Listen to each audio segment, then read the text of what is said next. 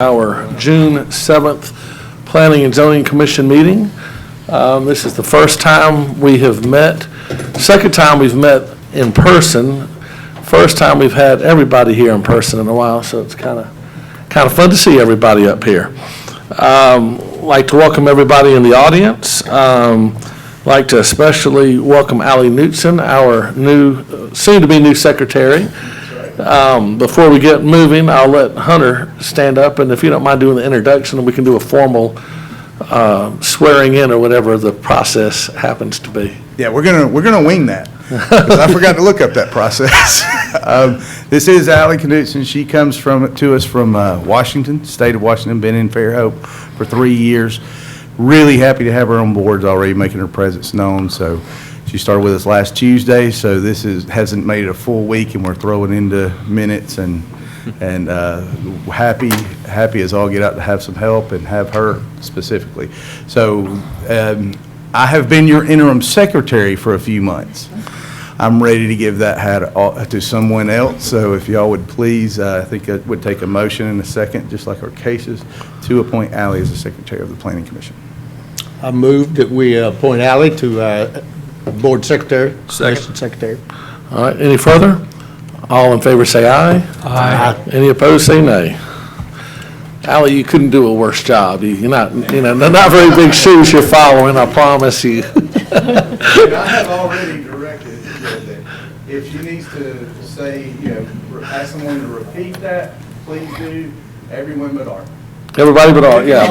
Art only gets one go, but everybody else. I was going to say something. Nowadays, I don't know if it's appropriate to say about your looks as a secretary. All right. Moving right along before we digress too much further, we have the minutes from the May 3rd meeting.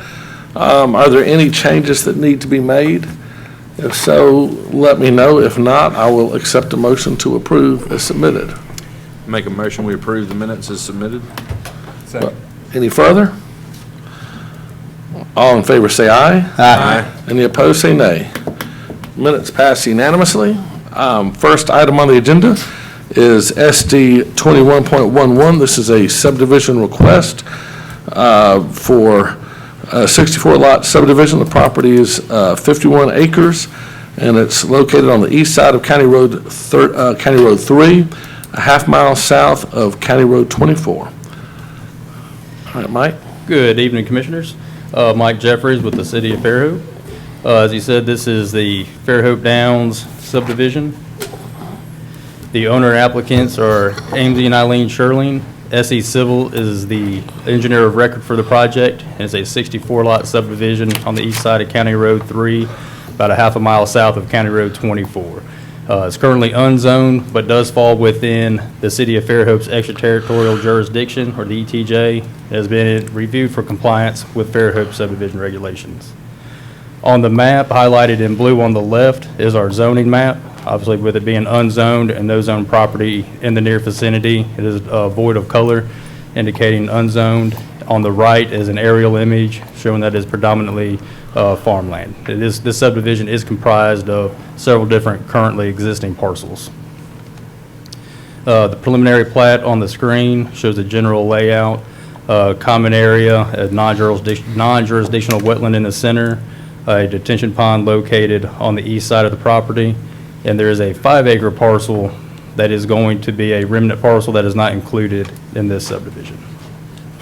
Some general comments. Baldwin County, did not receive review comments from Baldwin County. The pond and the wet basins achieve the required 80% TSS removal, or total suspended solids. As a note, wetland buffer signs must be in place prior to any land disturbance activities. The proposed lots meet the minimum lot size of 15,000 square feet and are all generally 100 foot by 150 feet. There's a little over 9.5 acres being provided, which is almost double that is required. There was a traffic study provided, and it did not recommend that any improvements be installed at this time. For utility comments, both Fairhope Water and Sewer are being provided by Fairhope, and a solution to supply this development and upgrade the city's infrastructure was reached. Part of that is there will be water line upgrades will be done down County Road 24 extending near Greeno to the intersection of County Road 24 and County Road 3, which will include a larger pipe with additional valves. And I have an image on the next slide to kind of show that graphically. And then there will be a sewer force main will be extended from this development out to Greeno and then down Greeno to McGowan Drive. There's a lift station in this development, and that property that the lift station is located on shall be deeded to the city of Fairhope, and that is reflected in a condition of approval. As I said, this image, the blue line, reflects a 6-inch water line on the southern portion of your screen that is going through a utility easement that will connect this development to the water on Greeno Road. On the north side of the property, there is a 2-inch water line that is going to be upgraded to a 6-inch water line. There's an existing 6-inch line that comes from Greeno down 24, and then a 2-inch line that comes from the opposite side down 24, and that will be replaced and upgraded to at least a 6-inch water line. Some drainage comments. The city of Fairhope hired John Cameron with Neil Schaefer to review the original drainage plans, and the applicant submitted revised plans to address these concerns. The drainage has been reviewed by our Public Works Director, Richard Johnson. In general, the site collects on-site and off-site water in a series of inlets and underground drainage that eventually discharges into the proposed wet pond on the east side of the property that will then discharge into the stream on the east end of the property. There is a drainage swell proposed along the north property line that will receive all the water from the adjacent property owners of the north of the subject property and direct it into those inlets. Some additional drainage comments is the adjacent property owners hired an outside engineer to review the revised drainage plans. The comments were sent to you commissioners via email. Staff, once we receive them, did not have time to consult our third-party engineer regarding these concerns. Richard Johnson, our Public Works Director, is here tonight that may be able to answer some questions, and the engineer of record, Larry Smith, is with us tonight and may be able to answer any questions that you may have with that as well. This area, there are no sidewalks indicated by a sidewalk waiver within 3 miles of the site, so they are requesting a waiver for that requirement of a sidewalk. Planning Commission may desire for a future sidewalk easement of 10 feet along County Road 3 in an area that is labeled common area or buffer. Staff's recommendation is to approve with the following conditions. 1, that certain real property that's agreed upon between the owner and the city of Fairhope needed for the lift station shall be deeded to the city of Fairhope, and all appropriate easements shall be illustrated on the plat. Condition 2 is a housekeeping note that General Note 7 regarding the finished floor elevation matches the standalone finished floor elevation note that's on the plat. Condition 3 is the Planning Commission's approval of the sidewalk waiver. And 4, staff noticed, was brought to our attention that the spacing of the fire hydrants, some of those may not have been the 450 feet. So waivers that the fire hydrants must be spaced 450 feet per these subdivision regulations. On behalf of staff, be happy to answer any questions that you may have. Are there any questions for staff at this time? Well, do we consider Richard Johnson staff to answer questions at this time? We can. I'd probably rather have the engineer come Have up their engineer first, come up. But maybe we let Richard talk after. and then we can certainly bring anybody up. Right. certainly. Okay. Well, I mean, just sort of a technical question. We received a ton of very detailed stormwater report at some point this afternoon, and nobody's digested it. So, I mean, I can ask this later, but I'm uncertain. If none of us has digested it, nobody's responded to it, it's hard to know how we can act on this. That's correct. You want to, I think it's right. If we listen to their engineer, whoever, the engineer of record, and then whatever they want to say before, and then we can ask Richard and maybe get on some of those questions. That's the same ones I've got. correct, Mike, we've had the engineer who designed it, correct? And then the city got Neil Schaefer to review it, correct? Correct. And then the people who lived out near there got another attorney from Huntsville or somewhere up Got there. a separate to review. engineer to review the amended plans from the comments that we received from Neil Schaefer. And that engineer's not here, but he's got an attorney representing him that's here, is that? I'm what I not certain understand? if that engineer, Okay. Okay. All right, so let's go through and, I do want, and I think you all know, but just for on record, we did receive the public comments that you received in email. Point of clarification, I think there was some confusion on the sidewalks. The waiver is for the sidewalk on Highway 3 only, or County Road 3 only, not that there are sidewalks provided within the internal development. You got to get a little closer to your microphone. You said the sidewalks are inside the development, but not on, On they're asking County for a waiver on County 3. That's correct. I got it, okay. okay. All right, thank you, Mike. All right, somebody like to speak on behalf of the developer at this time?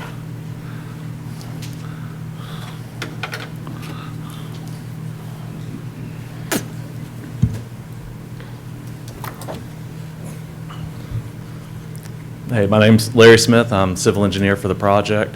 And when we had the community meeting, we had a large turnout, much like tonight. And we noted 4 main topics that were brought up at that community meeting. And I have to say we had a developer who was really willing to listen and let us work with the city and the staff to address a lot of the concerns that were brought up in that community meeting.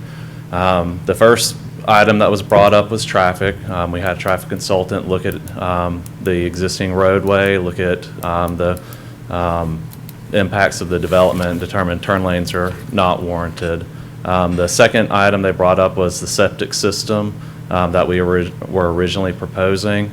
With working with Jason, we came back and we came with a new solution that not only helped our development, it helped the city by doing a lift station and running over a mile of force main up to McGowan Drive, which will help serve this area. The third concern was drainage, and I'll jump back to drainage. And then the last one was the Grady Pond, which we're not impacting. We're leaving that as is. We need to provide a way of relief, so we provided some culverts to drain that. But those were some of the main points that came out of that. Oh, and the last one, that's actually water pressure, which we're also addressing that. There were several people that said they had low water pressure. The mains had pretty adequate pressure, but they were below required fire protection. So some of the issues they might have might be actually their service lines and long runs, but we did need to do some upgrades to get the system up to 1,000 gallons per minute. And so we've worked with the city on that. We're doing a main extension to help serve that. Then the last thing was drainage. We did finally get the county comments late last week, and we have addressed those. They were very minor, so we've addressed the county engineer's review of the drainage. We've addressed Neil Schaefer's review of the drainage. I believe Richard took a look at it as well.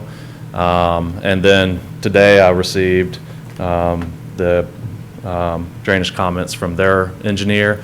I did have time to review them and made a couple of notes. I don't know how in depth that y'all have had a chance, because y'all probably got them about the same time I did. But the majority of the comments here have already been addressed through the different reviews that we've had, because we had some county comments, we had our own internal comments, just getting ready for IFC, so issue for construction. So questions about the weir sizing, all that's been addressed.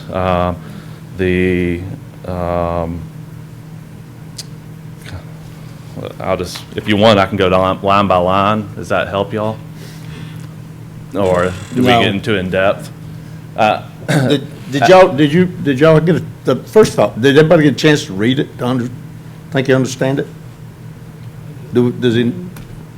I won't say that I think I understand it, but when you get to the conclusions, instead of the technical analysis, yes.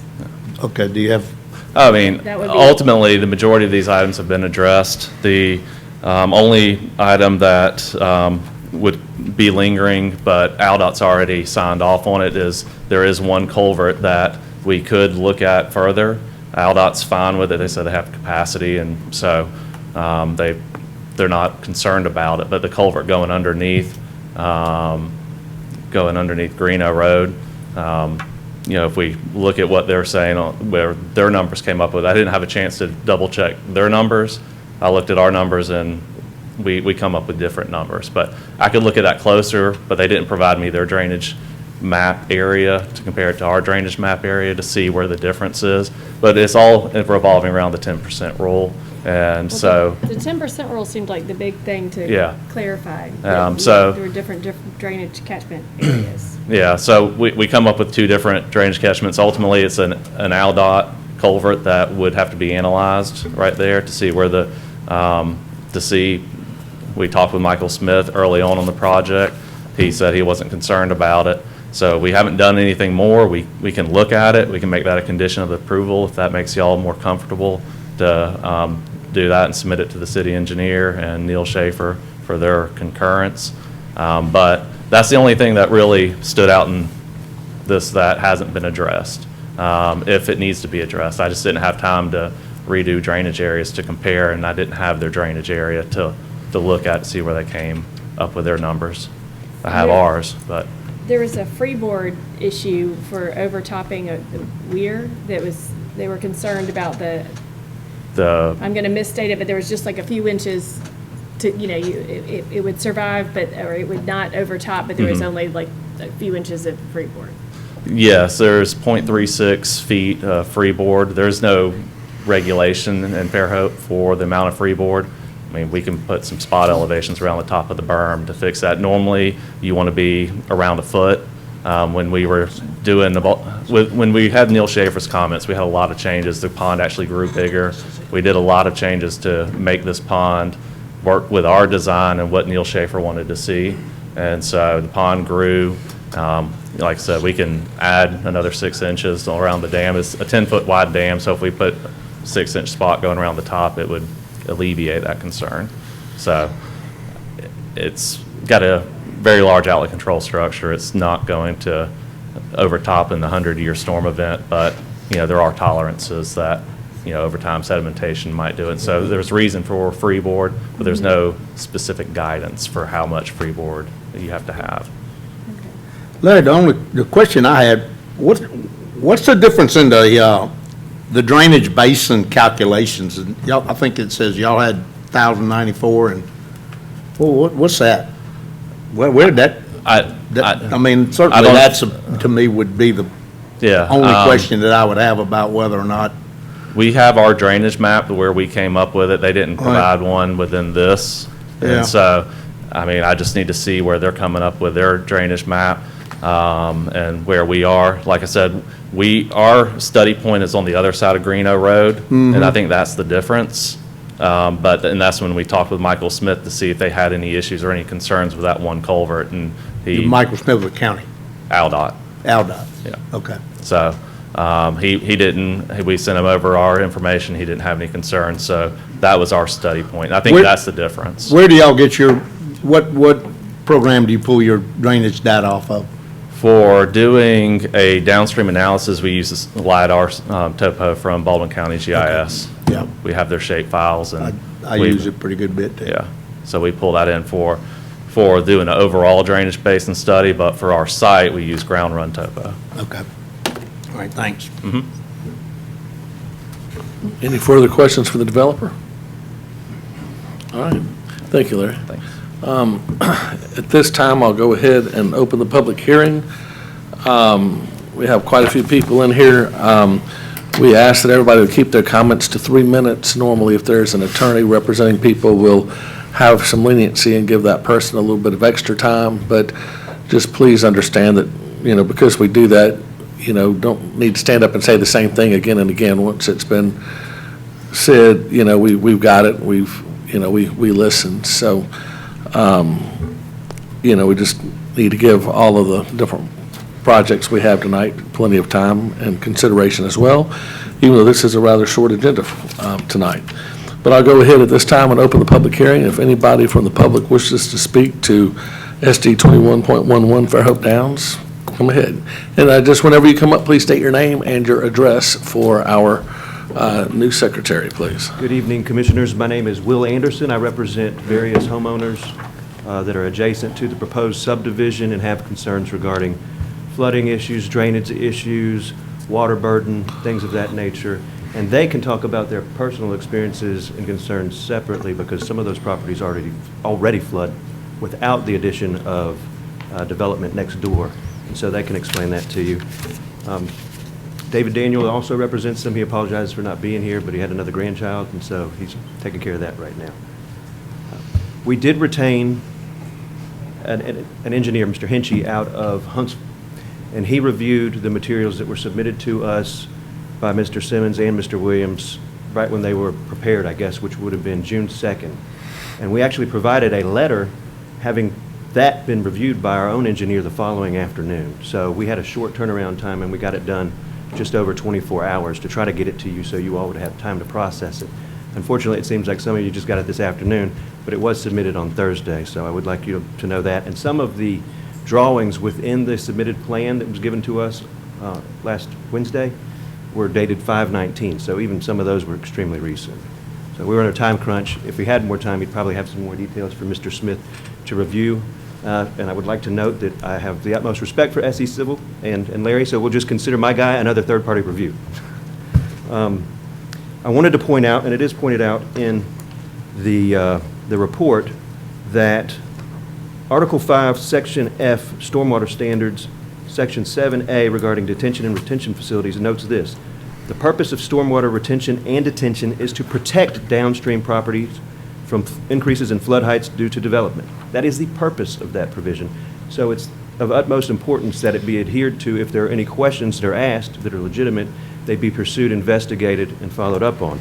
And Mr. Dias was correct, and I think you all have seen at least there is a variance in what they see as the number, the math on the 10% rule. Our engineer sees a basin of 324 or 320 some odd acres, and they use 1,000 essentially. And so if you use our calculations, it does require that extra due diligence for the developer to engage in a study to see how this affects downflow water into Turkey Branch, into Fish River, into Weeks Bay. I mean, all of those have flooding issues already. And so that would meet the purpose of Article 5, Section F, subsection 7. But also, subsection B does point out again, stormwater runoff from new development must not adversely affect downstream properties. Again, that's an underlying purpose of that provision of these rules and regulations, which are the box that needs to be followed. Beyond that, he pointed out other various things, but I think that's the most significant. There's a berm issue. There's a berm that's going to surround the ponds and 2 culverts. There are issues as to whether the berm will overtop. He noted that it should happen frequently. That's going to cause sedimentation. That's going to be an issue. It's going to fill the pond that's below it. The weir calculations, I'll take Larry's word that they've been addressed. And then, of course, the tailwater condition, hopefully they've already addressed that as well. Other than that, I would like to invite my clients to tell you about them personally, what they've already experienced, and what can be expected to be experienced. Thank you. Brian?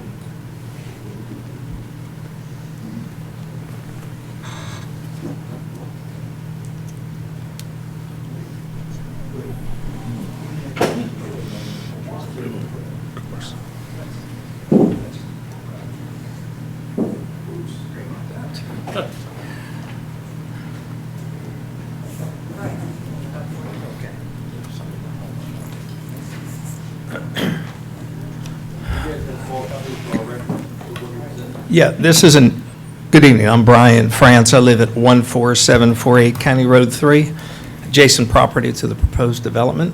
What we're looking at here is a satellite aerial view of the proposed development. Where here's the Grady Pond, here's County Road 3, and that is where my house is right there with my family. We've lived there 15 years. And if I'd be so kind, I'd like to hand some flooding pictures that you could pass along to each other. This is a common occurrence along our line. It's a common occurrence by me and my neighbors that we're dealing with flooding already, whether it's 3 or 4 inches or 5 inches. Now, needless to say, we heard about the 100-year rain event. We all remember April 29th and 30th, 2014. 15 inches of rain hit Fairhope. The proposed development right here, right there, completely underwater.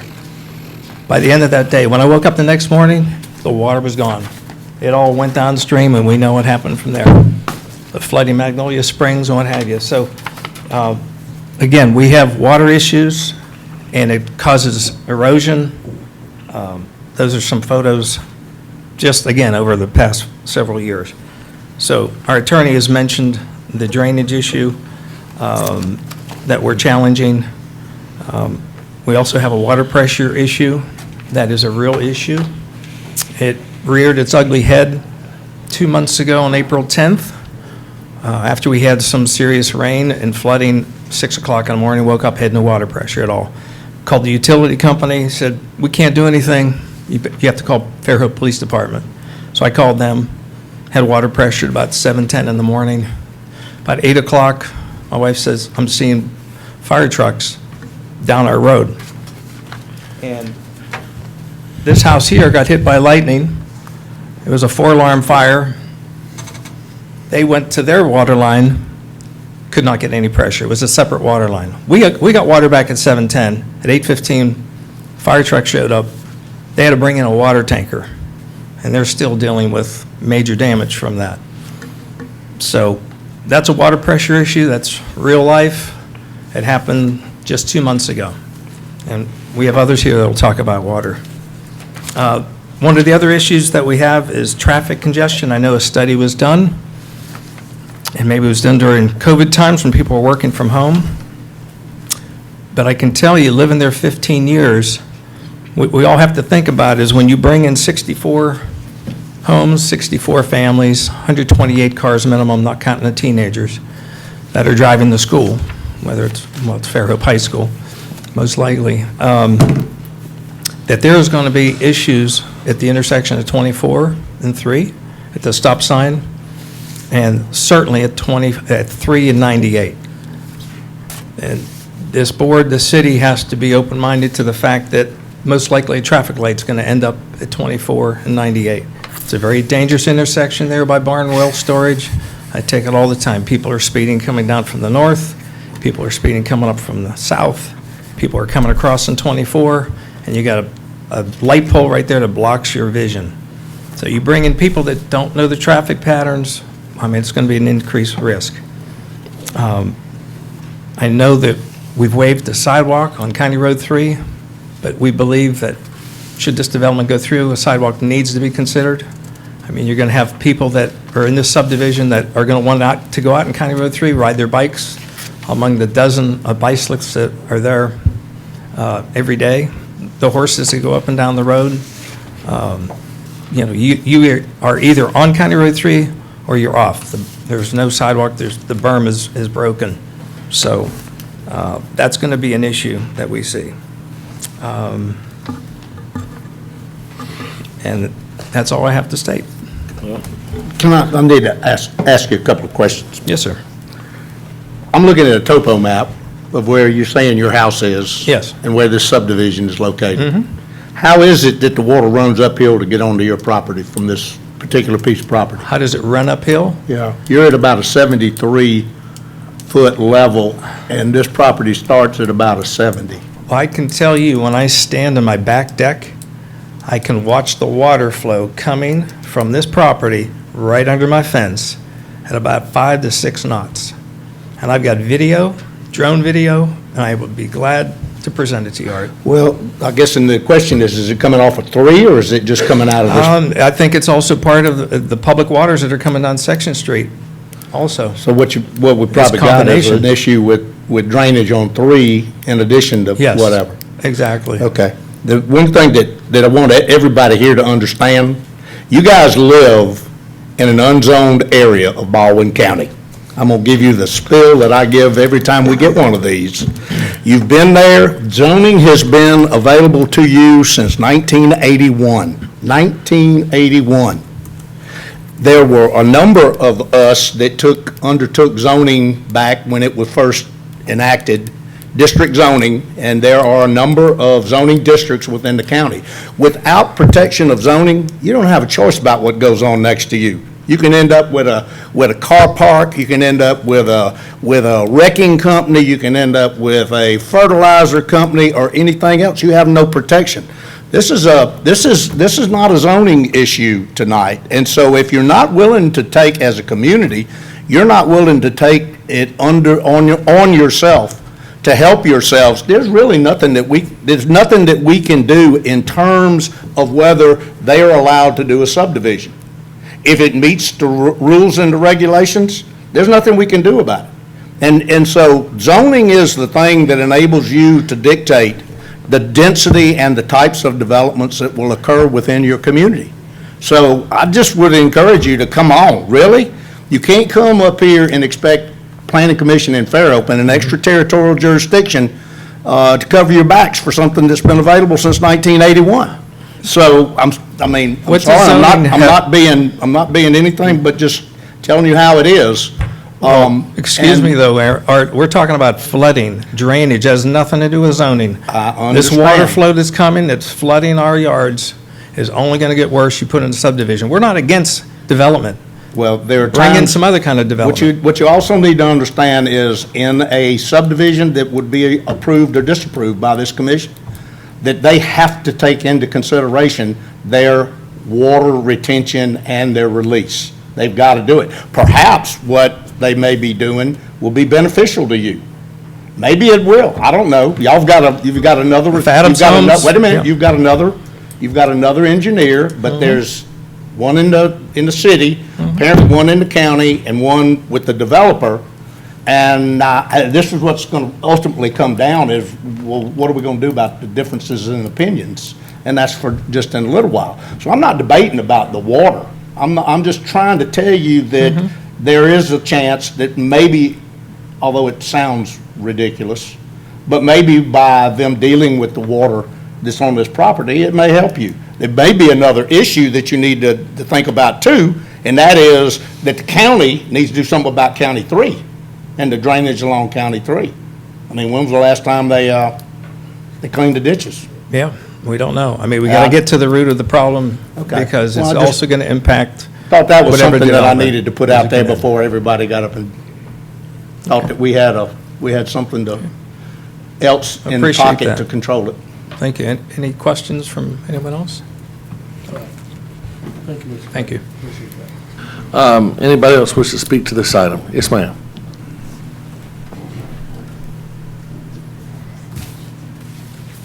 Thank you, Mr. Turner. I'm Kathy Alba. I am a resident of Fairhope. I have been have residences in Fairhope since 1994 on County Road 3, so I'm real familiar with County Road 3. I have a horse farm there, and I just declared my full-time residence here in Fairhope. So, Mr. Dias, to your point of zoning, I hear you.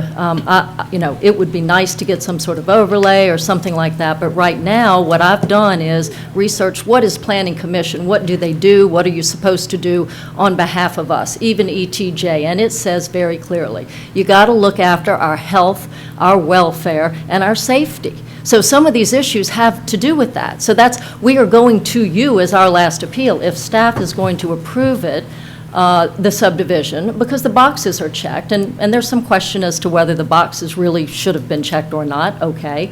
But what does Planning Commission do? Why are we here? You all would be looking after our health, safety, and welfare. It's very clear. So to that, I'd like to talk about water and water pressure. And Brian made some points, and it did happen on April 10th. But the fact is, all of us have had water pressure issues we've dealt with over the time. So what we did was, we did a public records request from Jason Langley at the Utility Department, and he provided to us very detailed reports of all of the water main breaks that occurred on County Road 3. This isn't 24 where they're talking about doing an extension. This is on 3, in front of me, in front of, all the way up. And there were 13, and the most occurred in 2020. There were 9 breaks in 2020. I didn't get the numbers from 2021, but we know there was at least one more April 10th, and that's when the Hunter's fire happened. So we've got big issues with breaks on 3. Okay. Langley also provided us with this. We have an infrastructure problem. We've got a thin 6-inch Schedule 160, I'm not an engineer, but this is what he's told me, thin-walled Schedule 160 pipe that's 6 inches. It's below standards, it's an old pipe, it was meant to serve a rural area, which is what we are, it's what we still are. According to Chief Roy Glenn, who we've met with and talked to, he said, that pipe is fine to service your rural community. It's really not meant to service a bunch of fire hydrants and a bunch of residents. It was not meant for this density. So with that information, I asked, well, what is the requirement? And the developers have provided detail that, well, you need 1,000 gallons per minute. So Chief Roy Glenn gave us his map, which showed that we have, at our nearest station, only 815 gallons per minute.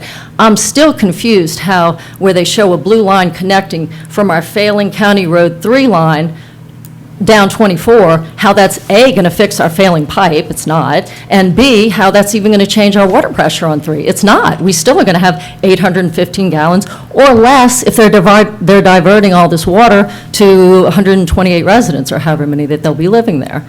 So those are two big concerns that we have about the infrastructure. We can't stand the density. We haven't improved it. So it would further put us at risk for fire protection, and I would say probably City of Fairhope's looking at a whole lot more repairs, or maybe a replacement, if they have to come in and replace a collapsed line, because we're draining so much water to supply these people, and/or if, God forbid, there was a big fire and they had to drain from the pipe, provided the pipe isn't broken, that kind of strain on the pipe could collapse it. So these are our issues. These are not zoning issues. These are real safety, health concern issues. Those are utility issues also for the They are. city of Fairhope. Yes, sir. Have y'all been in touch with the city of Fairhope? I certainly have with public records requests, et cetera, from Mr. Lane. understand, And he's but the explained. utility department? I have, yes, sir. And he's explained that in a 5-year plan, we're like 2 or 3 years into the 5-year plan, not knowing exactly, but he said, yeah, you're kind of not on the list, but I mean, eventually we'll get to you. Very nice man. He's doing a good job, but You know about that we're not squeaky wheel, right? prioritized. We're not prioritized. You know about the squeaky wheel? Yeah. Yeah, it gets the grease. Right. Well, I'm a new We've got a lot of grease I'm a new like that, full-time Fairhope resident, so you can just count on that. Right. Right. Any questions? All right. Thank you very much, Ms. Alba. Anybody else wish to speak to this item? Let's let Pat go first, sir. All right. Sorry about that. Hey, I'm Pat Richley. I live at 14748B, County Road 3. And look, I'm a piling guy by trade. I like development. I like responsible development. So if I'm skeptical, I'm sorry, but this is what I was told at the meeting, okay? We're going to have septic tanks here. We said, are they going to have mound systems? Oh, no, this perk's great. Don't need a mound system. Okay. What else? Oh, are you going to have connectivity to 98? Oh, no, that property's not for sale. Well, wouldn't it make sense to go to 98 from here? You're 200 feet away. Take some pressure off of County Road 3. The same developer owns it, and it is for sale. It's been for sale. All right?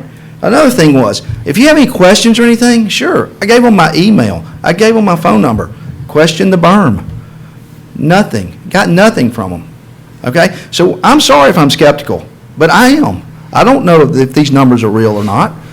I'm not an engineer, but my son is. And I've asked him, I said, the corner of my property is 44 inches below the top elevation of their property, because I shot it with my builder's level. How do you drain something 44 inches uphill, 400 feet away? He said, you either pump it or you dig a deep ditch. And I said, okay, how deep a ditch? I don't know. That's what I want to know from them. They said they're going to put a berm up against the north line of my property. Okay. Even though we're not zoned, we don't really need mosquitoes living in a berm. I mean, we're not zoned. I can't help that. I'm one vote. But what that means is I want to know how you're going to drain uphill 44 inches and then 400 feet away. How deep is your detention pond going to be? 16 feet? Okay. I've got pictures on my phone from May 5th. This is not like a 100-year flood. I just replaced my culvert 12-inch culvert that I've had there since 2004 with a 24-inch culvert. And I have called the county. I've talked to Wheezy about it. And I've asked Wheezy to come and do us, send somebody out. She has not. What we do is we collect water from the west side of County Road 3. It comes downhill, goes under County Road 3, goes through a farm pond, goes behind Brian's house, through Mr. Phillips' yard, and I've got a ditch cut in my yard. I'll show you videos of it. It is a ditch. My 12-inch culvert cannot hold it. It washed my driveway out for the last 4 or 5 years. I finally put a 24-inch culvert in there. It is the county's issue. My issue is, please explain to me how you're going to keep this water off of me with a berm. I watch water come, and I've seen the maps. The water comes, and I watch it. The water comes through this field onto my property. It also comes down both sides of County Road 3. If we get any more water, here's some pictures. Can you look at this? I mean, this is a photograph of my yard during a storm. I mean, we're not making this up. This is serious issues that need to be addressed through the county, which we've asked them to do, and they haven't done it. So I'll get off that point. I think you know how I feel about that. And my question to you guys is, isn't connectivity this is a tenet of what planning is supposed to be? I mean, we're supposed to plan. If these 64 houses have 128 residents, they're 200 feet from Highway 98. Why wouldn't you route, in the properties for sale, why wouldn't you ask them to connect it to Highway 98 instead of County Road 3, which I've got pictures of this. If they do culverts in County Road 3 on the east side of the road, which is a county issue as well, but right now that drainage ditch doesn't even come because the culverts are so high. I've got pictures of it. I only get water from the west side. If they put culverts in there, I'm going to increase at least by a third. I'm going to have more velocity and more water coming through that ditch, whether the county cleans it up or the culverts come in. So somebody's got to do something about it. And I won't hold much more of your time, but anyway, I guess that's my biggest question is. And that's a good question. Yeah. I mean, out to Highway 98. Yeah. It is, but understand, we just seeing this for the most part tonight too. Okay, right. So And there was some issues. We can talk to the engineer about it. Yeah, but- there were some issues where all this water flows. It goes through my yard and it comes through Tommy Long's and it comes to Appoint and it goes down and it goes through a culvert under 98. There's 100 feet south of that culvert that is plenty wide enough to put an entrance in. But we were told that we couldn't do it because we're going to have to put a big drainage, big pipe in, and it wasn't for sale. That's not true. It is for sale. It's for sale right now. So I'm sorry. I mean, I just don't believe everything I'm told, Thank you. Thank you, Pat. Anybody else? Yes, sir. I was gonna Don't forget address to the state. zone. I'm Artie Wasden, And your address, please, sir. 14031 County Road 3. And about the zoning, I heard you come up with that, and some of us don't want it because we may want to put up a hog farm or a paper mill next to our land, and we don't really want a bunch of people that we don't know from town telling us what we are supposed to do. It may be better to live with what happened naturally. But since Fairhope's so involved in this, I was wondering about helping y'all out a little bit. When these 62, it went from 58 to 62 houses show up, and the new Publix right down there at 34, we're going to be pumping more sewage back this way. Which plant does it go to when it leaves the pumping station? The lift station's going to be put in at McGowan. Don't ask me, I'm not in the utility department, but it Well, would maybe have to there ought to come, be a it's study gotta done come back first up to see here if at the Fairhope. city of Fairhope's sewer system can Right. handle the increased effluent from all these new houses in development. Because nobody swims in the bay now. We have to cancel all the Ironman things. And, I saw a kid in the bay the other day. We both, thought, look, man, they don't know what they're doing. But and we have more sewage spills. I know it doesn't matter to us out there in Barnwell, but since we're so tied up with y'all, maybe we should be concerned about that, since when it hits the bay, it comes right down to, right by Weeks Bay and Point Clear, and we're throwing the fish back in. We can't let it get in the water, even out in the middle of the bay, because you got to think about getting a mouthful of it.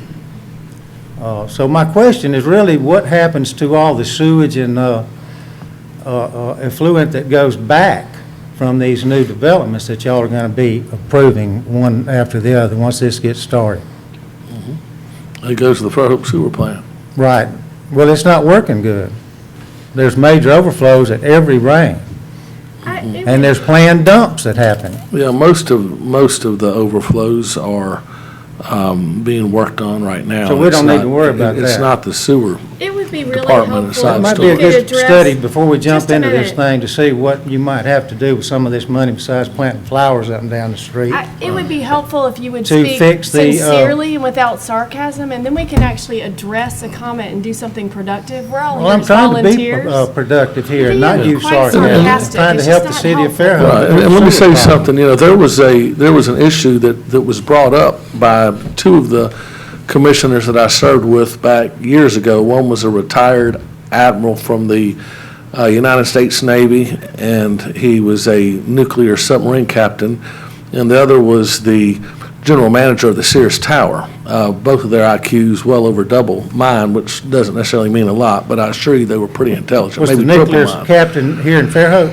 Both of them were. Dick Charles Right, was I his met him. name. I met him. Used to live down the bay. And they came up with a plan to set up side stream storage, to set up pump stations, to set up water retention, set up basins going down through Fish River. And it was going to be passed by what would have been a very minor tax. And that tax, for some reason, got the ire of people and was called the rain tax. You may remember the rain tax. And that would have fixed all of this, but nobody wanted to vote for the rain tax. So we just kept doing what we do, and when we have issues and the power goes off, sewer goes from pump stations that don't have side storage out into the storm sewer and out into the bay, and you don't swim for a few days till it flushes out. Right. But, it's pretty hypocritical of us to vote taxes down 99. There were two people in my district that voted for it, and I voted for it, and my wife voted for it. So not a single other person from down in Red Barn Road all the way out past Big Daddy's voted for that thing. But the bottom line is, we could have cured that, and we had the brains to cure it, but nobody wanted to pay for it because we all want the developers to pay for it. We don't want to pay for it, we want them to come fix everything. But, I won't say Well, what they we should say be was made to said. pay for it. Not the taxpayers of Fairhope, which I'm not. Well, they particularly pay one of them, for but, theirs, and their sewer will be done properly, and it is done properly, but that But anyway, doesn't my mean they only can point cure was everybody. about the sewer But we can't ask them that to, we're sending we back can't to ask them to rebuild a sewer plant for the city of Fairhope that, everybody uses. Well, City of Fairhope ought to direct their money to something besides beautification. Yeah. But thank y'all very much. If you do look at the budget, you'll see millions and millions of dollars going towards sewer right now, and they've got a pretty good plan upgrading it. Lee, I got one more comment. One other thing, when we're talking about zoning, the thing that I think is important to understand, your zoning is not dictated to you by someone else.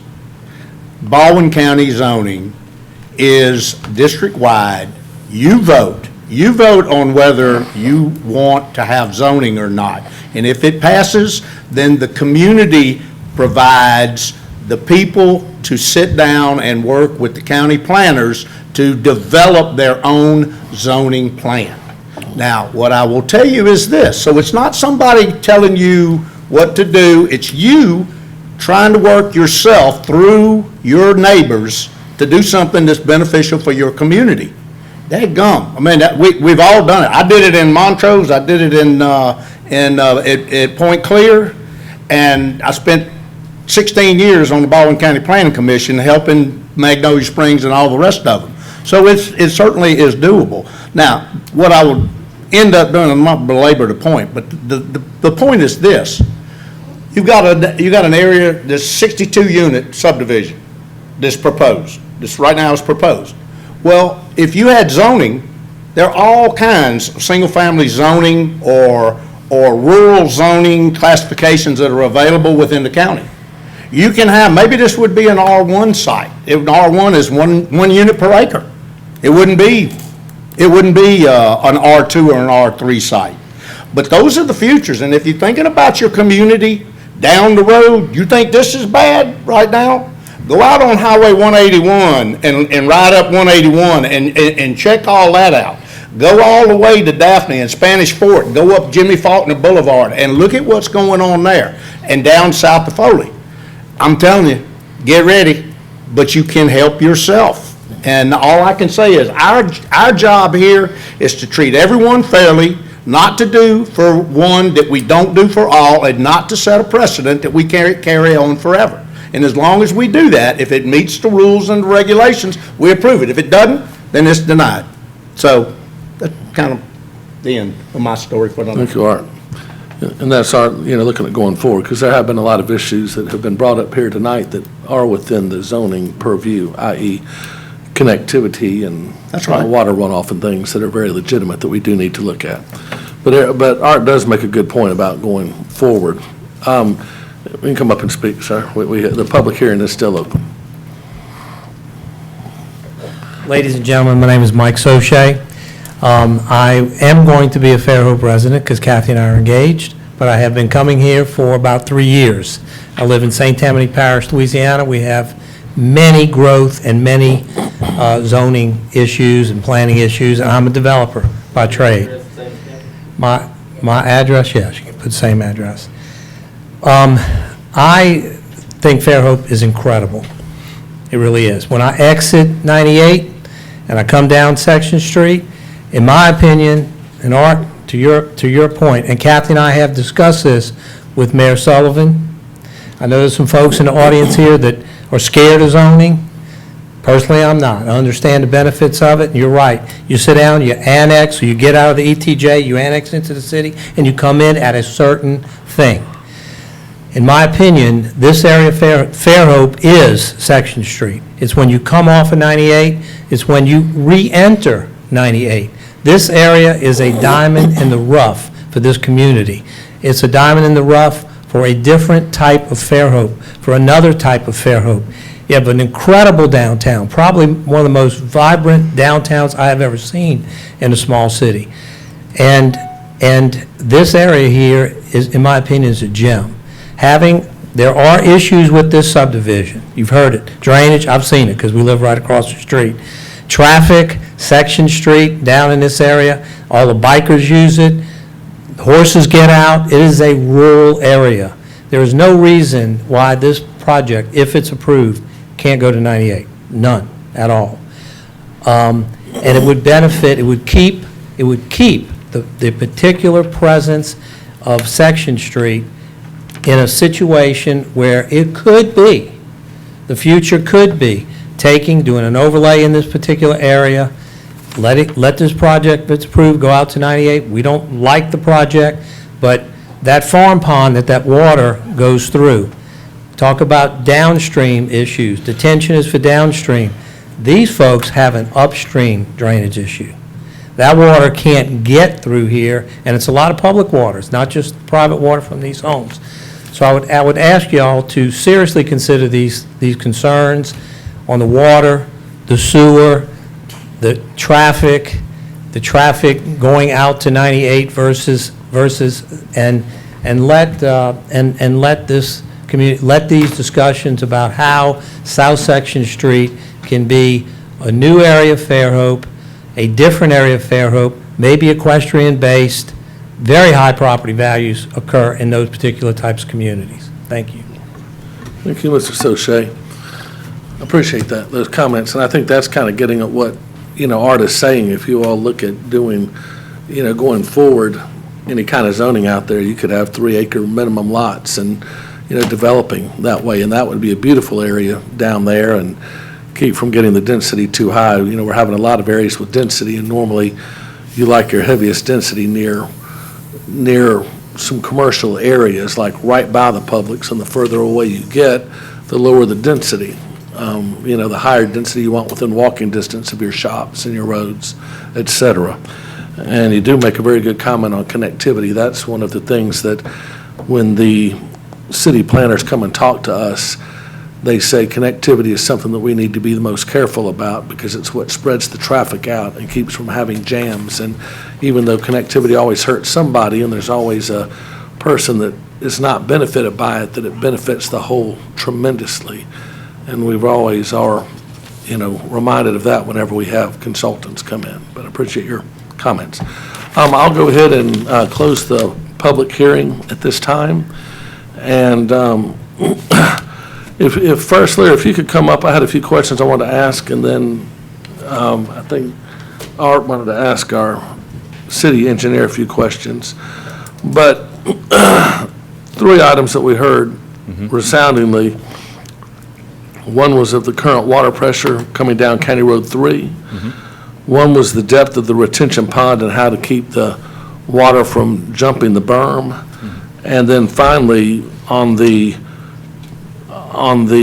water, Richley was asking if on the water drainage results, if the increased water from having culverts put in on County Road 3 was taken into account as far as the drainage figures go. Okay. I'll start at the water. As mentioned earlier, we did fire flow tests. We came up with a similar number that what they came up with as far as what the available fire flow was. And that's when we started working with Jason on coming up with some solution to the water pressure issues in that area. We have come up with a solution. The issues with water line breaks outside of our development is a whole nother issue, and I'm sure it's on Jason's radar. I know they are looking at other areas that have thinner walled pipe, and I haven't had any conversations with them about County Road 3, but obviously the pipe that we'll be installing on 24 will not be that class. It'll be the class that meets the current specifications, and everything within the development will as well. I think y'all adequately say there are issues that our subdivision can address, and then there's larger long-term utility issues. And we're addressing what we need for the development and also helping in the sewer since some other issues in the area. He questioned about the septic. According to the environmental, we didn't switch from septic to sewer because the septic wasn't working. According to the environmental engineer that was doing the septic testing, he did say that berms were not required. We did it after listening to them and talking with Jason on what the city liked and would like to see there, and that's when we came up with the gravity system to a lift station. It is a lot more expensive system. I mean, people go with septic because the septic's cheaper. I mean, it is. But we heard what everybody was saying, and we tried, as a good developer, to work with them. And that's what we've done. I mean, it's not cheap to run over a mile of force main and install a lift station to the city's specifications, and we're working with them on that in a joint venture. Drainage, it's not a berm that's going along the northern property line. It's a drainage swale that's going along the northern property line, and the purpose of that is to make sure that we do not contribute any water to that property. Any runoff that would potentially come off the back of these houses will enter into that swale, and it will go into our storm system. The question on the pond depth, we are several feet below that swale when it gets to where the pond's actually going. You can start counting the contours, and we're 1, 2, 3, 4, 5, 6, 7, 8, 9, 10 foot below where the pond is to where the swale is. So we're doing everything. We have a cutoff ditch at the north to make sure we don't put any additional water onto their property. We have a cutoff ditch at the south along the entire southern property line because all that water was flowing onto this property. And so that goes where it naturally goes over towards Greeno Road, and then the water along the north side goes into the detention pond. I forgot, did you have another question that I haven't addressed yet? Just whether or not the culverts on County Road 3, if that's going to increase the water, if that increased water is The accounted existing for. culverts on County Road 3? It wouldn't increase any of the flow from our site. That's the other question. They were talking about the property adjacent to Greeno Road. There was a 5-acre not included. The seller that is selling that property did not want to sell it to our developer. They're holding that for commercial use, which makes sense along Greeno Road. Also, we'd have to cross over the creek that runs through there, if it was even available to us, which it's not. So, Larry, I'm looking at you along that line, and I was gonna ask the same question, but I'm looking at the topo on your development. And so what you're telling me is the owner that sold or is in the process of selling this the main block yeah, retained this 5 acres? correct. So it's not in the development? No. All right, now the question that I've got is, and I see the drain coming in from the north, coming down and going across Greeno. But what's the chance of extending that 50-foot road that you've got at the cul-de-sac down to the south line and coming in on the south side of the creek? Looks to me like, from the way I scaled it off, that there would be room that you could get them. Now, I know that he don't want to sell it, but it doesn't split his property in half, and he's still got a possibility. Anyway, it's just something. Yeah, I mean, something to look at. That I've been looking at, Larry, because, my feeling is, most all the subdivisions you do are really nice and end up nice, but, my concern about this one is it's so many lots in an area that doesn't have that many lots. And if we can get connectivity and have some traffic relief so that road that doesn't have much traffic that people do ride horses on, I drive through there all the time, that it's not totally changed. Otherwise, maybe it's too dense that they can't, get it out on Greeno. Maybe it doesn't need, maybe we need a couple of 3-acre lots there.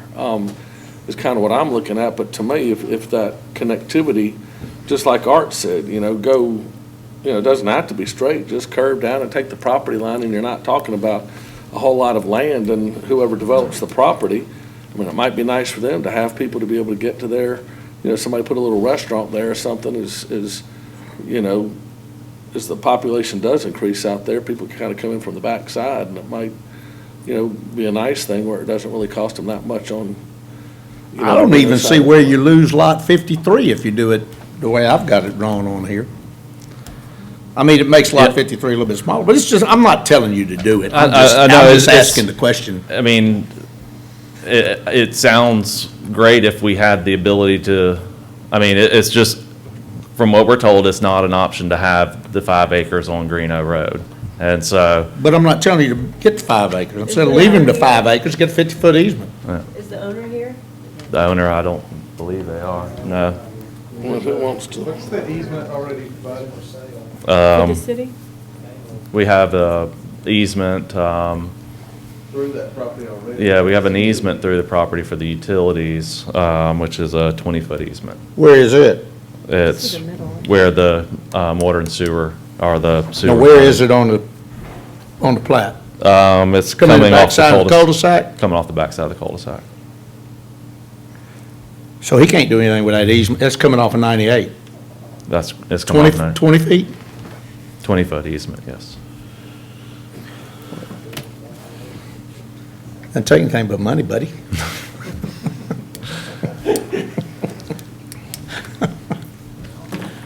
Anyway, okay. How much land does it take, Hunter, for a 2-lane ingress egress through there? Our right-of-way standard is 50 feet.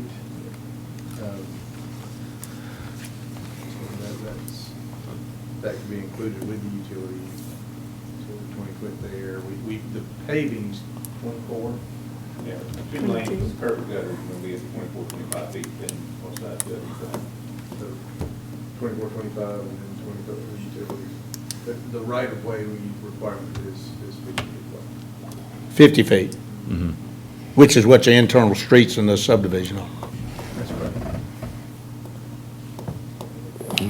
Come on, Larry, you the man. It's I out of my know. purview, I It's- just, Anyway,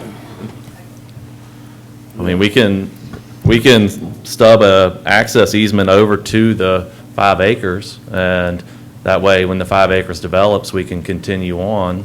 If that's something like what we do with future through streets. I mean, if he's done the easement there, I don't see why he couldn't get a few extra feet, or just put it on the side property line, put it on the south property line, because, I mean, it really needs to connect to Greeno. I mean, it really does. The other question would be, I mean, if you move that easement, if you move your, utility easement down to the south property line also, then you don't split that 5 acres, but you still got access out to 98. And so you just move it all down. Now he's still got a contiguous piece. It's just less 50 feet, but he's already less 20 feet. I know you can't commit. I know. From a real estate standpoint, it would behoove him to make this commercial the entrance and to put commercial aspects of the entrance. Any large development does that. You look at Rock Creek, you look at all the commercial aspects of the large, and they all open up to 98, not on a country road. I mean, he could have, if he gave you the 50 feet, he could have the building on the south side face the 50-foot easement and the building on the north side, where it's just got one curb cut, because AlDOT's probably not going to give him that many curb cuts anyway. I think, anyway. Any more questions? Any more questions for Larry? The public hearing is closed. Okay, yes, sir. Are we talking about just an easement across the property? Is that what we're talking about? I think we need ingress egress going across there. Yeah, like a 50-foot ingress egress and Yes. utility easement? We're not talking about constructing the roadway at this point, right? I'm thinking constructing the roadway, yes. So it would have to be a public right-of-way? Okay, I was just Yeah. getting that clarified. Yes, sir. Correct. Yes. Well, you could do an easement, but it would be the same as a right-of-way. Yeah. Only difference between an easement and a right-of-way, you would own that, you own the acreage. You'd have the right to use it in an easement. To be public, it would have to. It has to be a right-of-way? Yeah. There's a couple, dedicated. Okay. All right, so it's not an easement. Right. But I don't think the developer or the owner of that land, I don't think would lose a lot. He could face the, office buildings or whatever that way and, have that be his ingress egress and share it, and share it just like everybody else, because AlDOT's not going to give them, 8 curb cuts there. So if you got to share curb cuts anyway, I mean, they could do their utilities through there, their ingress egress through there, and just share the same thing. And when you did your commercial development on the highway, when he does commercial development on the highway, then all the people from the subdivision come out there and get their sub sandwiches. I mean, it really would increase that. All right, Art, do you have any questions for Richard? No. Oh, yes. Richard, just talk to me just briefly about now what I hear is maybe 3 or possibly 4 engineers and any discrepancy associated with that? Well, Can you do that in 30 seconds or less? Yeah, and I think the issue, and I talked with our attorney about it, is that if, hopefully Larry and his team went back and checked their math, because we don't necessarily check math. We look at what is their setup for their drainage design, all of, are they using the right rain data, and are they going through that process, and are they sizing their structures to control the release post versus pre. And the first round, we beat them up pretty hard, Neil Schaefer, and they went through what the drainage you see today is much different than the first time through. That's part of that process. So hopefully, and a mathematical error happens. I make those on a regular basis myself, and you've got to go catch them and correct them. And it may mean that their weir may contract or upsize depending upon what the math tells them. So that was really the only one there that I was concerned. I do want to give you an example, and this property generally falls from the west to the east. There's about 10 feet of relief. For flat land, that's not bad. And Larry and his team did account for off-site water, meaning that both on the north boundary and the south boundary, they're putting in a swale. That's a nice name for a ditch. and that ditch falls from west to east. The north one ties into the drainage system. So basically, any water that's coming off the site is going to fall into those ditches. So I saw a picture of a fence against an agricultural field, and as you know, when you go and row crop, you may build little tiny berms that the corn or whatever grows in. Well, what I was seeing in that picture is water's trying to leave this property and is going into a farmed field that may have a 6-inch row in it that's holding water. Well, now where that fence is on the other side is going to be a ditch. So when that water goes that way, it's going to fall into something and actually flow somewhere, which may, a good chance, correct that problem completely, because right now it doesn't have anywhere to go. So again, the one thing I got to reiterate, if an area floods today and a development meets our development standards, meaning they don't add to the problem, that doesn't mean they make the problem go away. So understand, if there's a downstream condition that floods today, and this development retains the additional runoff that they produce and meters it out so that it doesn't have a rate in excess of pre-development, doesn't mean that for the same design storm, a 25-year event, if it floods downstream today, if this development is built per these designs, it's going to flood at a 25-year storm after it's developed. That's just a reality. We don't have a mechanism to make, I reckon this development can be just one great big retention pond and solve a bunch of downstream problems, but then I don't think anybody would be lining up to develop the property. So that's just all I had to say.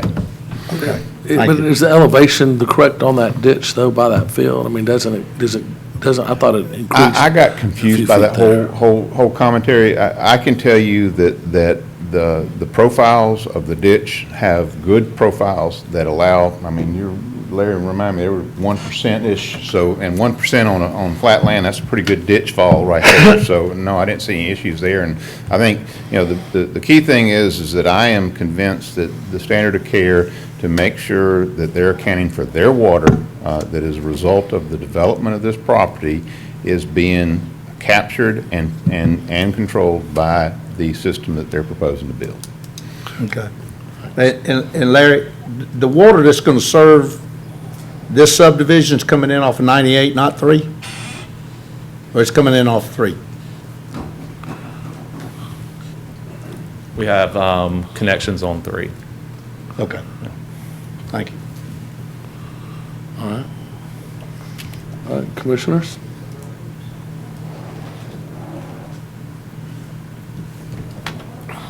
What are we doing? We're done. Ask all the questions, time for a motion. I really think we ought to require connectivity.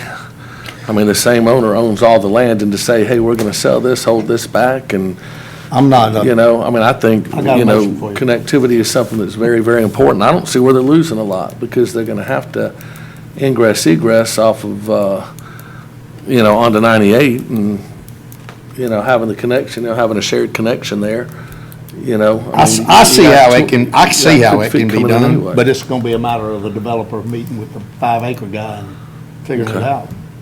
But But what about? the development guy is, the Before you make a developer motion, is different from the 5-acre guy. I still have concerns that we had Same? several issues raised. Wait a minute. It's all under the same property owner right now, and the developer is looking to purchase the area. Correct. Okay, that's right. Got it. I- Excuse I- me. Sorry, I still have issues that they would, I realize at some point you get engineer fatigue when you've got 6 different engineering reviews, and we aren't engineers, so how do we review the engineer who reviewed the engineer? But we have this report in front of us, but the city hasn't had time to really digest it and respond to it, and Larry hasn't had that much time to digest it and respond to it. And I hate to just sort of toss it out if there is an issue with a downstream flow, or even if it's just one culvert, or if there is an issue with the weir not having enough freeboard. I'm comfortable passing something when the issue's been raised that we Are haven't you really addressed. referring to the other engineer report? The one the that one we they- got today? The one we got today, that we Okay. haven't had time to. I had time to go over it, and I'm not saying to take my word for it. Mhm. But there are a lot, just an example, there are many statements in there that are very, very subjective and don't really say this is the way that it is. Well, and the And last it one says in like the particular- development it can exacerbate flooding. Well, yeah, every development can, but doesn't. I hear you, but it This came is down not to a the. report. The one from is not a report. It's a letter. Yes. It's not sealed or signed. We got the documents on June 2nd. No, I understand, but it's not a report. It's just a letter. So. And there are a number of other things in there that they added into the report, well, the letter, that basically discrepancies are negligible. Well, why, if they're negligible, why is it in there except for? I agree. Anyway, I read that's through just- a lot of things that didn't concern me that much, and then a few that did, that I didn't feel like it'd been fully. But if you want to ask. Do you want to Larry- make a motion? If you want to ask Larry those, you can, but he can voluntarily ask us to hold it over till next month. If we don't act on it, it automatically passes. Yeah, well, he can. We don't have to open the public hearing next month, or we could choose to reopen it, but I'm just saying that, that if we don't act on it, it automatically passes, is where we are. But if you have any questions. Well, it was, I mean, you already sort of. Yeah, as I stated in the beginning, the majority of the comments had already previously been addressed as we were finalizing everything.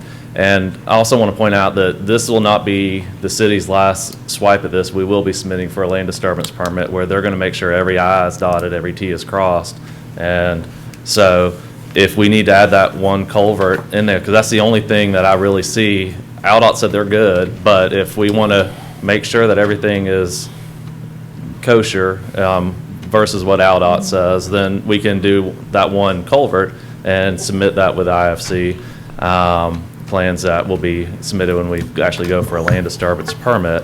Everything else has already been addressed. Well, you were saying that you try to aim for about a foot of freeboard, but we just have 3.7.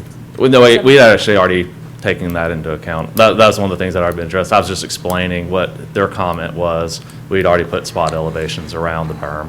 So it's, we're submitting to multiple different agencies. We've got AlDOT, we've got the county, we've got the, and y'all. So we get comments at random times from everybody. And now an independent, third-party engineer. So, but everything except for that one culvert, and that one culvert's AlDOT's, and they indicated they didn't have any concerns with it.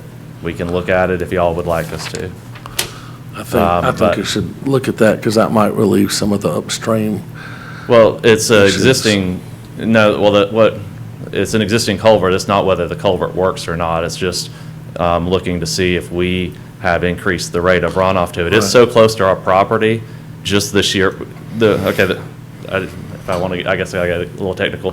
No, I understand what you're saying. I'm just Yeah, saying it's so close to our I think it discharge should definitely point be looked that at. it's not going to have the same effect as it would if it were a mile away.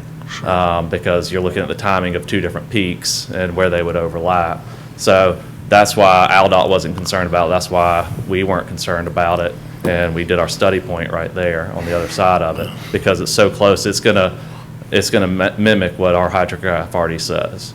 So, Just to make sure we were talking about the same thing, the freeboard at the weir. You've got a Yes. foot of freeboard at the weir, not the 3.7. we have, yes, a foot of freeboard at the weir. Okay. All right, thank you, Larry. Yeah. Motion. Yes, sir. Case number SD 21.11, Fairhope Downs. I move that we approve it, subject staff recommendations, and a access out to Greeno Road. Okay, what about the, Sidewalk. And sidewalk waiver on 3, but interior. okay, Now, if all the other people want to get, that own property on 3 want to get together and get a sidewalk, that'd be great. okay. I have a motion. Hold on, just a second, please. 2 points of clarification. How was that motion made to accept? Wait, get a little closer to your microphone. Yes, to accept the waiver on, Let's vote on that separately then, if you're going to accept their waiver request to not require sidewalk. Let's vote How on about the waiver easement? request separately. It's going to be, no, it's with the easement that is, I think the easement is proposed on here, isn't that right? No, it's not in the record. Oh, it's not in the record? I thought it was in the record. Yes, with a sidewalk easement on 3. Okay. Okay. And then if you'll be clear on the, that that's a right-of-way, public right-of-way for the connectivity to 98? And they can put it wherever they want to put it, but it looks to me like I see where they go. Access to That's just me. 98, ingress, egress, right? Ingress, egress, access, right? All right, I have a motion to accept the staff recommendation, including ingress and egress off of Highway 98 and a sidewalk easement on County Road 3. Do I have a second? Second. I've got a second from Clarice. And the motion was from Art. I don't know if you have name tags there that you can read or not, Ally, but okay. And any further discussion? Ask for a point of clarification. If we're able to get this right-of-way, it will also have a new 98 segment, so can we add a sidewalk waiver for that too, so we don't get red flags? I think that's fair enough. I'm sorry, We what? ask for a sidewalk waiver on 98 as well. Yes, Just on that 50. yes. Okay, is that okay with the second, Clarice? Yes. Everybody clear on Now, that? what I might suggest to you, and just so this, well, I guess it's a moot point, but if you can't get the owner to allow that 50-foot public right-of-way out to 98, then, well, I guess it is a moot point. All right. Because it's a motions to approve it, subject to that. Any further discussion? All in favor, say aye. Aye. Any opposed, say nay. All right, motion passes unanimously.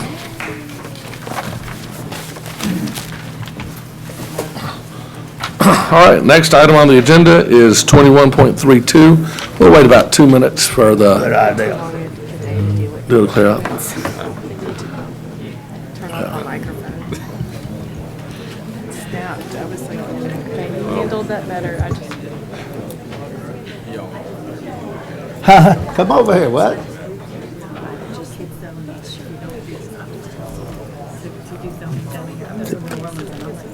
I know the problem. I know.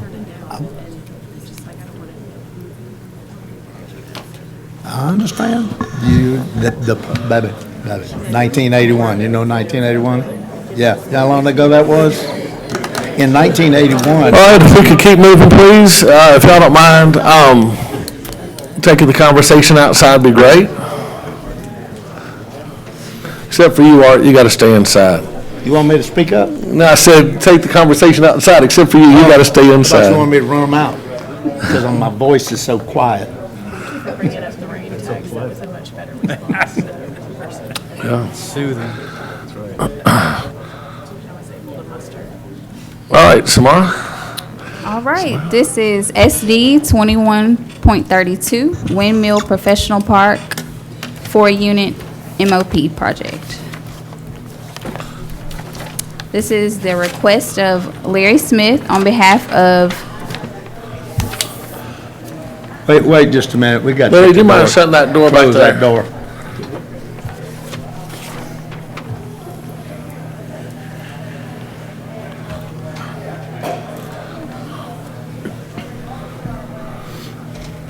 Three, two. All right. okay. All right. This is the request of Larry Smith of SE Civil on behalf of FST Provisions Investments for MOP approval of Windmill Professional Park. Again, it's a 4-unit project. It's owned by Fairhope Single Tax. The property is zone B4 and is approximately 1.48 acres. The property is located at the northwest corner of the intersection of Highway 181 and Windmill Road. Here is your zoning and aerial map, again at the intersection of Highway 181 and Windmill. The applicant has submitted a site plan illustrating the 4 office buildings on the 1.48 acre site. Parking is located on the interior of the lot. The site plan also indicates 5-foot sidewalks, and they're illustrated along both Windmill Road and Highway 181. The proposed development did not require a traffic impact study.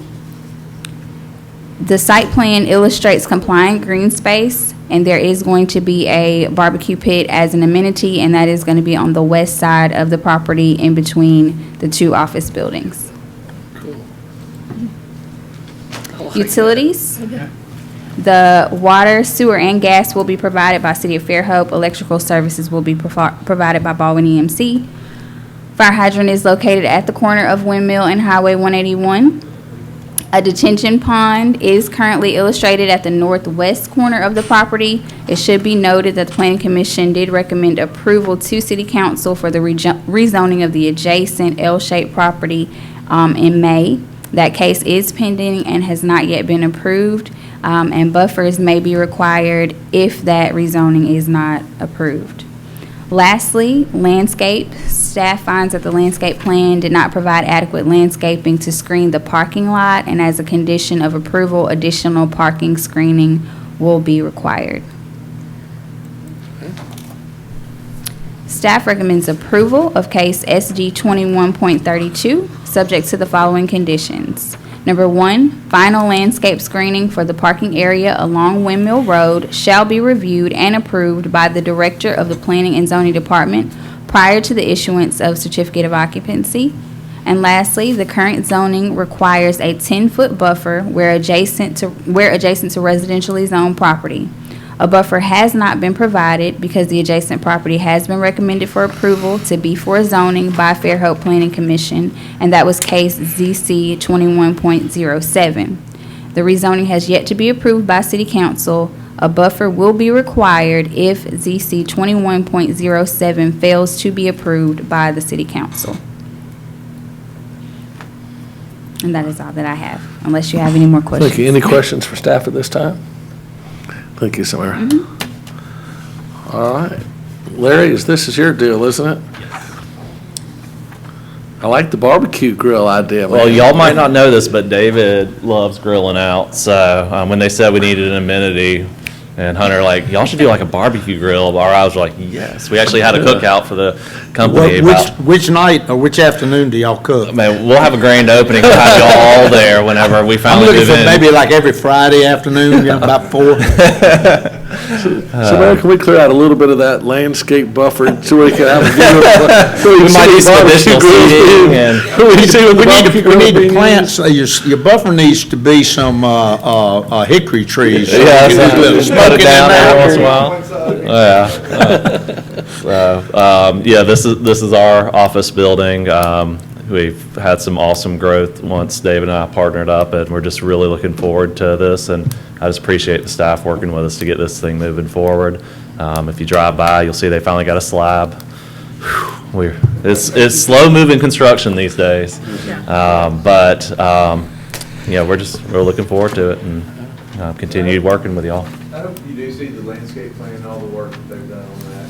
There's not much, there's a couple of small areas just to screen a little bit better on the field, so that wasn't a big request, but And landscape plan.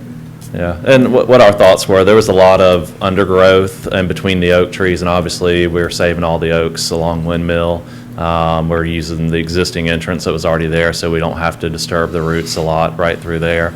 But there is a lot of undergrowth that's just undesirable, and so with speaking with Hunter, I said we probably would end up taking that out, and we'll gladly get some additional screening if when that happens. How you gonna take it out?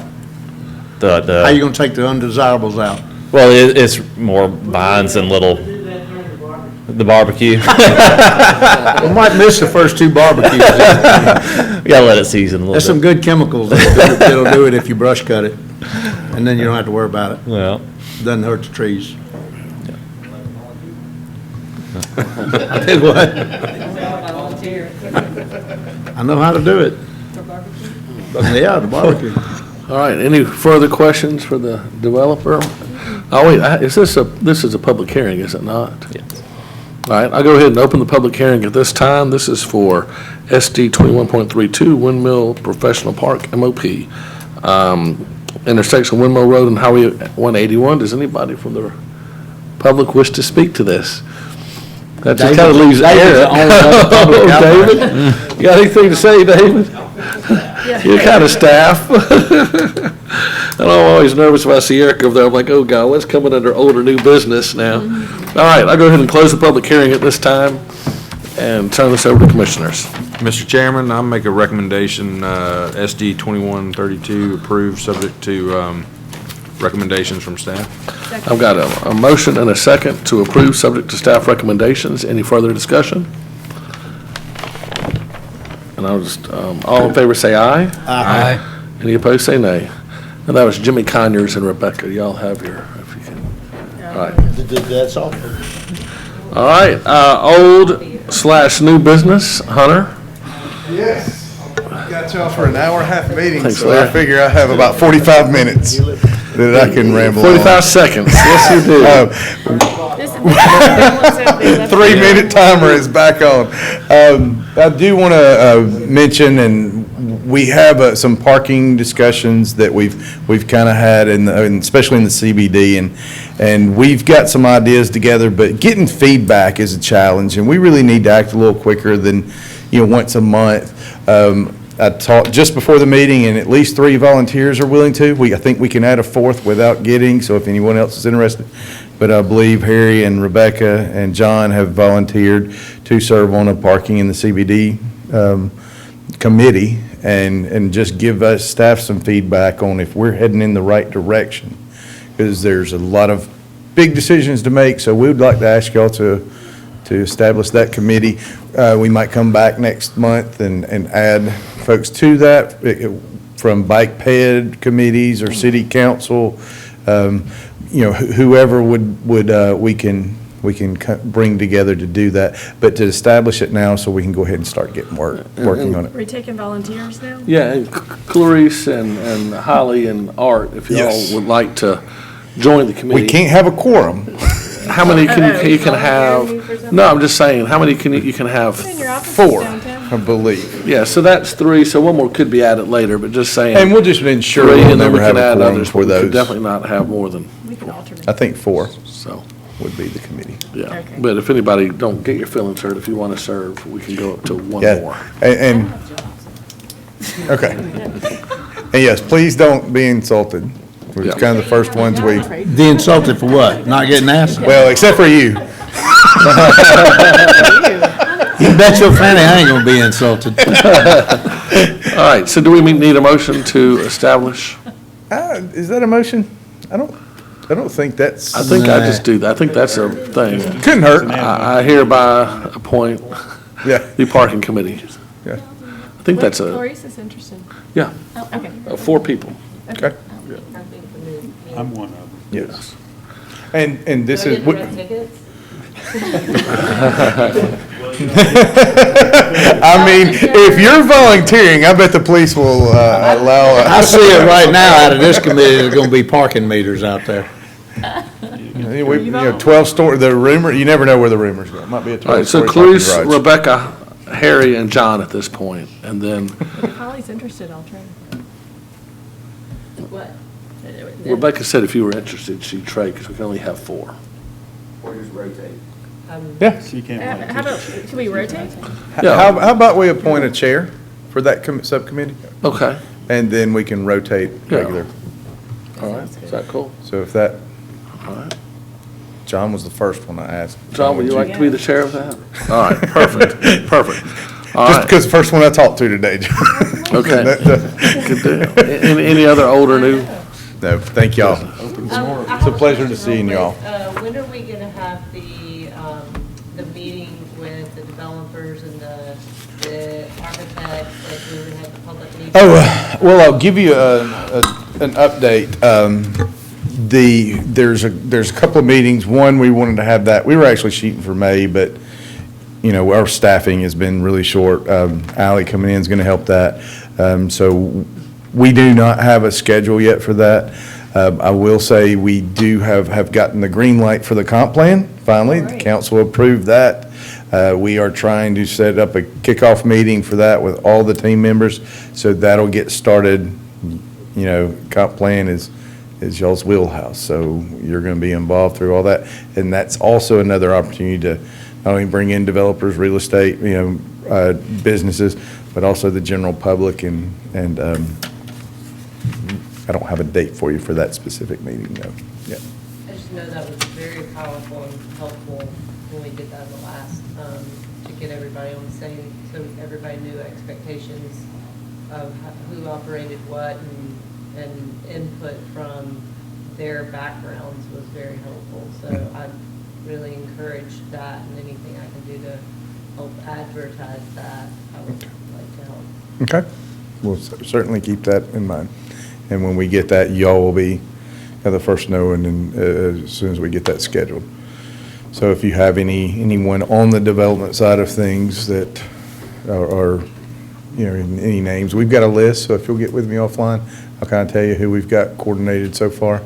And that's just the beginning of the conversation. So throughout this next 2 years and the comprehensive plan discussions, we'll have many opportunities. And there's some changes to the law as well that will be a part of that discussion probably. So Yes. we're still working through some of those issues. For those that don't know, there was a state law passed this session that changes the jurisdictions.